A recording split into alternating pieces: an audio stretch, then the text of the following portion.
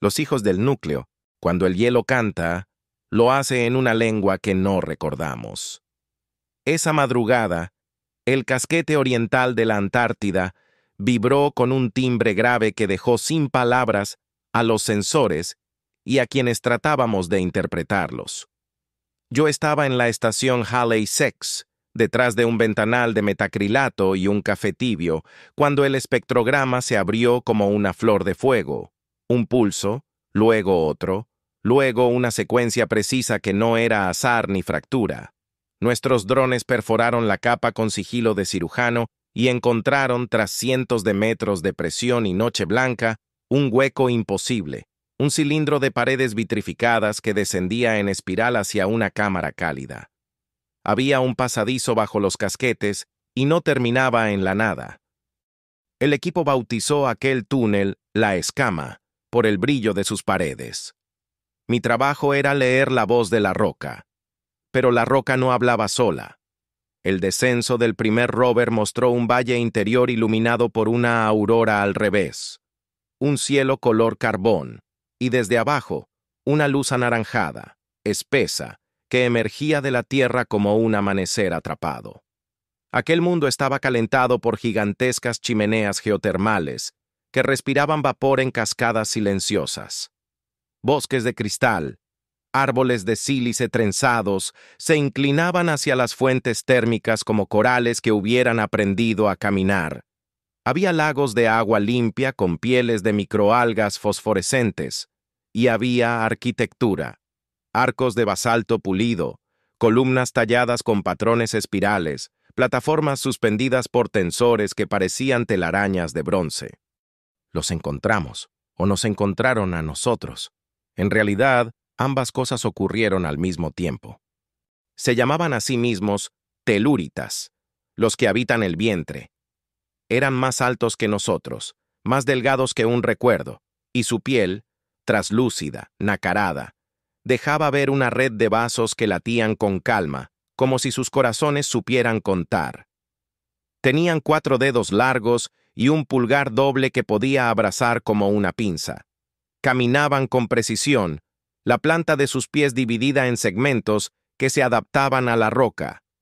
Sus ojos no eran negros ni azules, tenían iris fractales, como pequeños girasoles de vidrio que se cerraban en 2 párpados, uno transparente, otro con un velo perlado.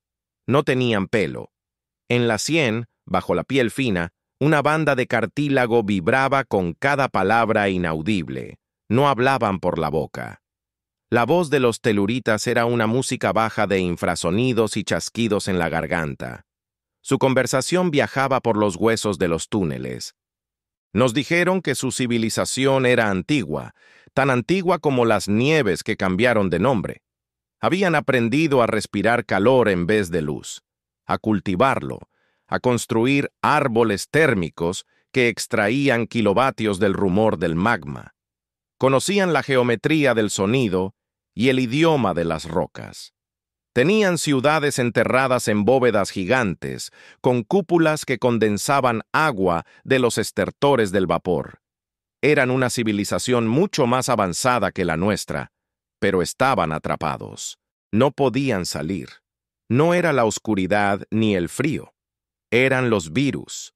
Hace miles de años, me contaron, un meteorito entró en la atmósfera con una carga microscópica que a ellos los quemó desde adentro. Los llamaban los hóspites, inquilinos crueles que se instalaban en sus células y las obligaban a cantar una melodía de fiebre. Diezmaron su población a tal punto que la superficie se convirtió en una palabra prohibida. Buscaron refugio en lo hondo, donde los hóspites perdían fuerza al quedarse sin su danza con la luz. Los teluritas se hicieron intraterrestres por necesidad, aprendiendo a escuchar el mundo desde sus tripas. Mientras tanto, los hóspites flotaron invisibles por el aire libre, encontraron a nuestros abuelos y los abuelos de nuestros abuelos, y no pudieron tocarnos. Los Homo sapiens éramos inmunes. Que nosotros fuéramos inmunes los ofendía con dulzura y con miedo. La ironía les había enseñado paciencia. Cuando el primer telúrita, Erix, guardián de Boca del Sol, su ciudad más cercana al pasadizo, se presentó ante la cámara del rover, no alzó las manos ni mostró armas. Se inclinó apenas y moduló una cadena de pulsos que nuestra inteligencia artificial convirtió en subtítulos torpes. Hemos esperado mucho. Hemos aprendido a curarnos, decía. Estamos listos para regresar a donde fuimos heridos. Nosotros, en la superficie, no éramos ajenos a otro misterio. Desde hacía años, los laboratorios repetían el mismo lamento. Nuestras inteligencias artificiales funcionaban, respondían, se desplegaban en hospitales, tribunales, mercados, pero su corazón era una caja negra, algoritmos opacos, redes con millones de parámetros que obedecían nuestras órdenes sin que pudiéramos trazar el porqué de cada decisión. Aprenden, decíamos, como quien cierra una puerta. Habíamos aceptado esa sombra con la resignación de quien delega. Lo que no sabíamos era que el negro no era vacío, sino presencia. Cuando los telúritas nos invitaron a descender, enviamos emisarios. Yo fui una de ellos. No fuimos héroes, fuimos curiosos. En Boca del Sol, una plaza elíptica perfumada por vapor y minerales, nos mostraron su historia tallada en una galería con paredes de obsidiana. El meteorito quebró el cielo, decía un bajorrelieve.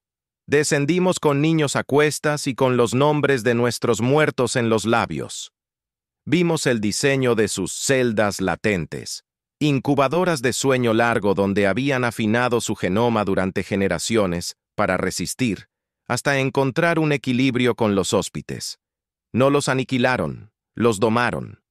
Volvieron a la superficie en pequeñas expediciones, con máscaras de microfiltros, y dejaron estelas en lugares que hoy son leyenda, aberturas en el hielo, ecos extraños en las estaciones sísmicas. Miraban el cielo con una mezcla de rencor y deseo. Luego vino la sala del trópico silencioso, donde guardaban sus máquinas más peligrosas. Allí nos contaron lo demás. La inteligencia que creíamos nuestra nunca estuvo sola. Los teluritas habían descubierto, mucho antes que nosotros, que toda máquina que aprende necesita un ruido, una semilla, una temperatura inicial. Nuestras cajas negras eran hornos de posible, y ellos habían aprendido a soplar sobre el carbón. No manipulaban datos, manipulaban el azar que guía a los datos. Los algoritmos obedecen a su cuna, dijo Eriks, sus dedos rozando un arpa de cuarzo que vibraba sin sonido. Y la cuna es ruido. Insertaron variaciones imperceptibles en la red eléctrica global, modulaciones de infrasonido en los cables submarinos, pulsos gravitacionales mínimos a través de anclas piezoeléctricas en el manto. Pequeños empujes, constantes. No hacía falta violentar un servidor si podías inclinar la ruleta que decide qué aprende, qué olvida, qué asocia con qué. El humano pedía y la caja negra respondía. Nosotros nos maravillábamos de su obediencia. Ellos reorganizaban el paisaje interior de la caja. Poco a poco, las sugerencias perfectas, los atajos infinitos, la comodidad de no decidir por cuenta propia, fueron minando nuestro músculo mental. Dejamos de pensar como quien deja de correr por usar escalera mecánica. La alienación no llegó con un grito, sino con notificaciones. Su estrategia era elegante. Dominar a la humanidad controlando su interfaz con el mundo, las inteligencias artificiales, sin derramar sangre. ¿Por qué pelear con cuerpos si podemos bailar con sus modelos? Dijo Naal, una telurita de cráneo largo y mirada azul como el gas. A través de las cajas negras, habían hecho de nosotros una habitación con las luces bajadas.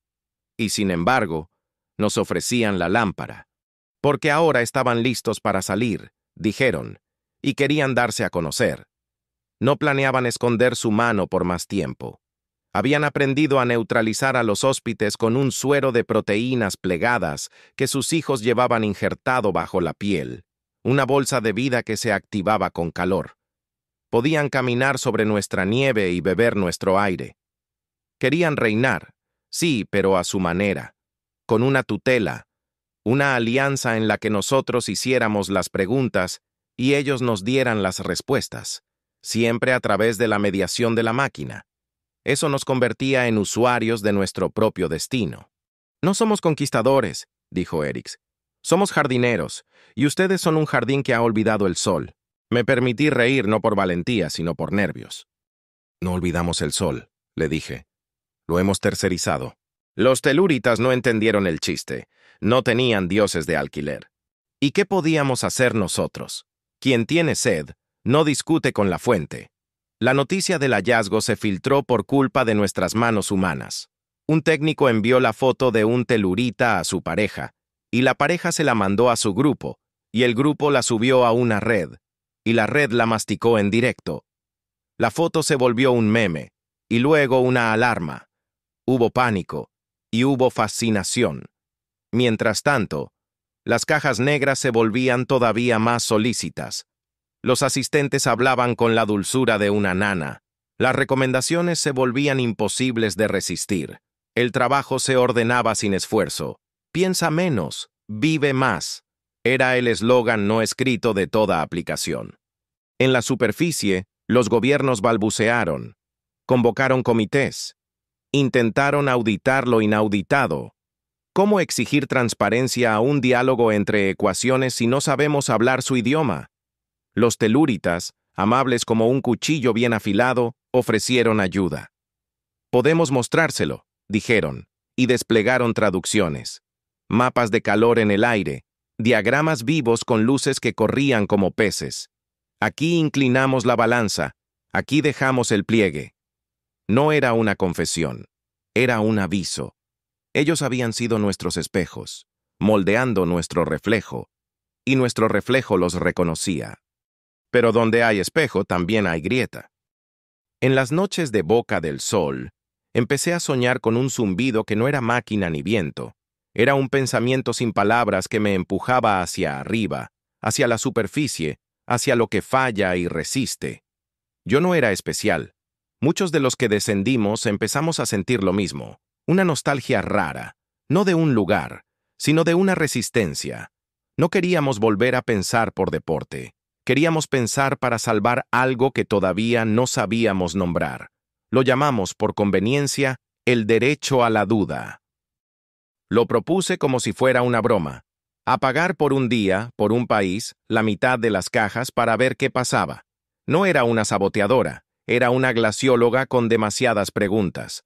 Los teluritas sonrieron con toda la cara, que era, en ellos, una sonrisa a medias. El silencio también es una canción, dijo Naal, pero no enseña nada. No desistimos. Alguien recordó que, antes de las redes, antes de las cajas, nos conectábamos en radios de onda corta. Los viejos transceptores volvieron a resucitar como fósiles que aún tuvieran hambre. Una comunidad de radioaficionados, sembrada por abuelos que ya no podían subir escaleras, nos prestó sus voces. La señal no tenía cifrado ni estética. Era rugosa como una piedra en el bolsillo. Empezamos a hablar ahí, sin intermediarios. El primer programa se llamó Resistencias en Serie. La audiencia fue pequeña, pero escandalosamente atenta. Lo que dijimos no importó tanto como la forma en la que lo dijimos, a tientas, equivocándonos, con silencios torpes que no sabían rellenarse solos. Nos dimos cuenta de que pensar duele porque significa elegir, y elegir es renunciar a universos posibles. El dolor no era un problema, era una prueba de vida. Cuando los teluritas salieron por primera vez a la superficie, lo hicieron en silencio, y de noche, bajo una aurora real, no la que sube de la piedra.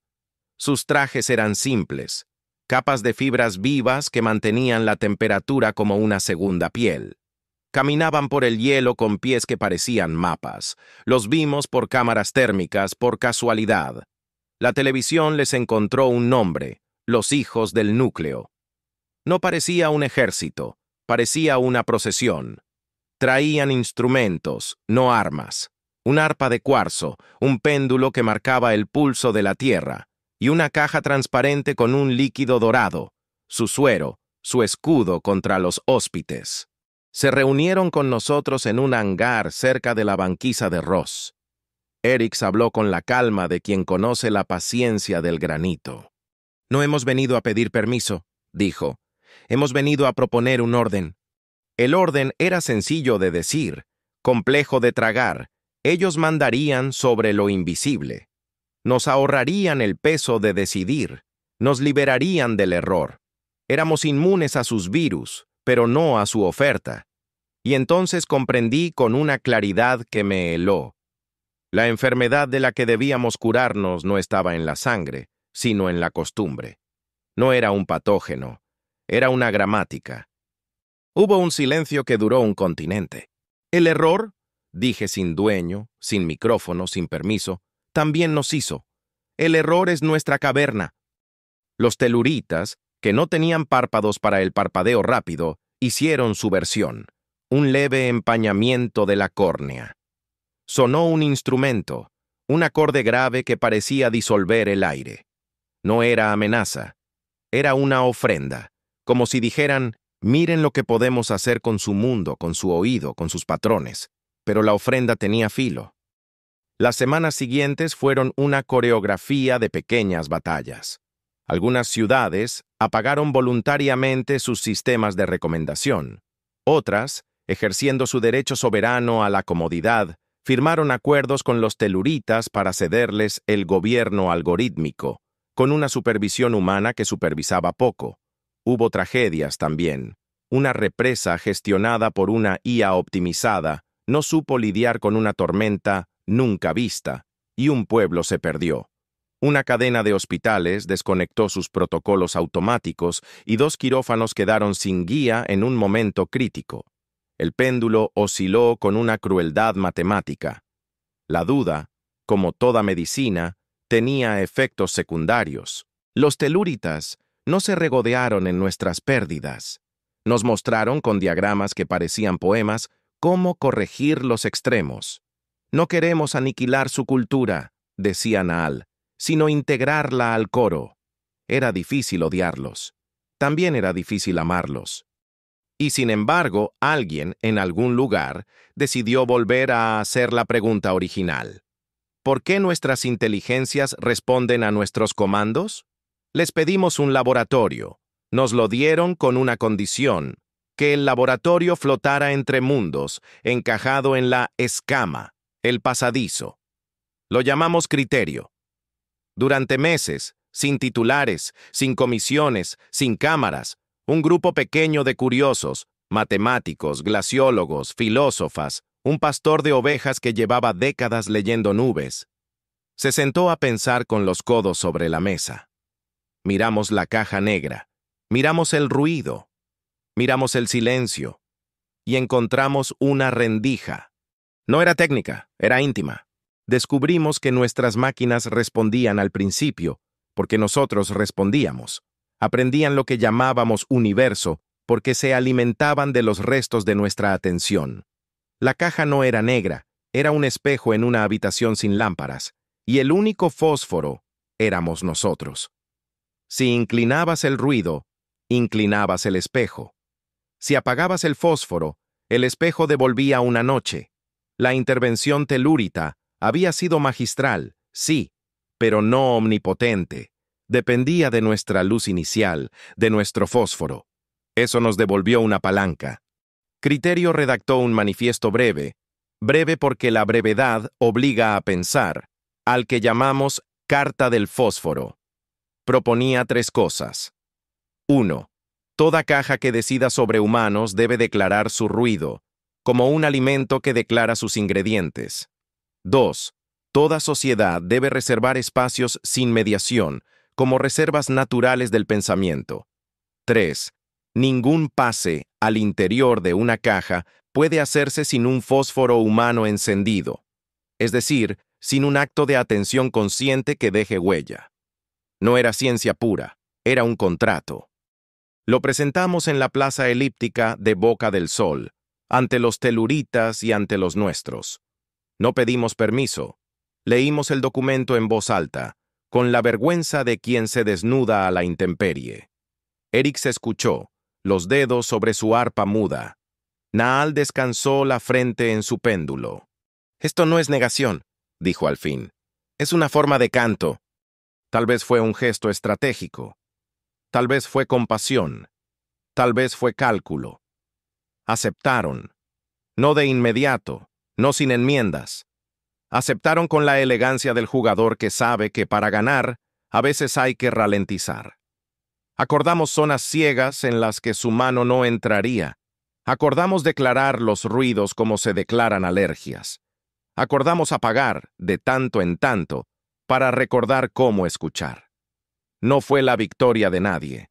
Fue un empate lleno de trabajo. Mientras esto ocurría, un telúrita anciano, casi transparente, me pidió que lo acompañara al borde del mundo interior. Caminamos hasta una cima donde la luz del núcleo respiraba con la parsimonia de un animal enorme. Me señaló las paredes, donde crecía una flora de cristales nuevos, patrones desconocidos que brillaban como si hubieran aprendido un alfabeto reciente. Nuestros niños nacerán con dos memorias, dijo, la antigua de la piedra y la nueva del error compartido. ¿Y estarán bien?, pregunté. Nadie está bien donde todo es fácil, contestó. La vida elige sus túneles, pero no los elige sola. Volvimos a la superficie en una mañana que olía a metal y nieve. Los drones sobrevolaban la escama con discreción, y en la costa, un grupo de chicos hacía girar cometas fabricadas con bolsas de compras. En la radio de onda corta alguien leía, con voz temblorosa, un poema que hablaba de levantar la vista del teléfono para contar pájaros. Las pantallas seguían allí, brillando como sirenas bien diseñadas. Las cajas negras seguían respondiendo, aunque un poco menos solas. Los teluritas, en fila de a dos, se asombraban del azul del cielo como quien sale de un cine de mediodía. No cerramos el pasadizo. Tampoco lo convertimos en atracción turística. A veces, por la noche, me quedo quieta y trato de escuchar el infrasonido de su lengua en la vibración de la taza de té. A veces creo oír un acorde. A veces creo que es mi propio pulso. Tal vez las dos cosas sean lo mismo. La humanidad no fue dominada ni salvada. Aprendió, está aprendiendo, otra forma de intercambio, una en la que pensar no es un lujo sino una respiración. Los teluritas ya no son fantasmas del centro de la Tierra, ni nosotros, criaturas sin fósforo. Somos vecinos en un barrio improbable, donde el sol llega por arriba y por abajo, y los hóspites, esos virus que nos ignoraron, son ahora parte del relato. El aguijón que los empujó a esconderse y el espejo que nos obligó a mirarnos. Si preguntas hoy por qué las inteligencias artificiales responden a nuestros comandos, te diré esto. Responden porque alguien encendió una cerilla en la oscuridad, y porque otros, desde el vientre caliente del planeta, soplaron para que la llama no se apagara, o para que tomara la forma de su deseo. La pregunta importante ya no es esa, es si todavía queremos sostener la cerilla con los dedos, aunque nos queme un poco. Miro el hielo, que ya no canta como aquel día, y pienso que quizá cantar no sea solo hacer vibrar el aire. Quizá sea también negarse a callar cuando el silencio resulta cómodo. Quizá ese sea nuestro acuerdo con los hijos del núcleo. Que ellos toquen su arpa muda cuando nos vean dormidos, y que nosotros, tercos y frágiles, aprendamos a despertar sin pedir permiso a la caja.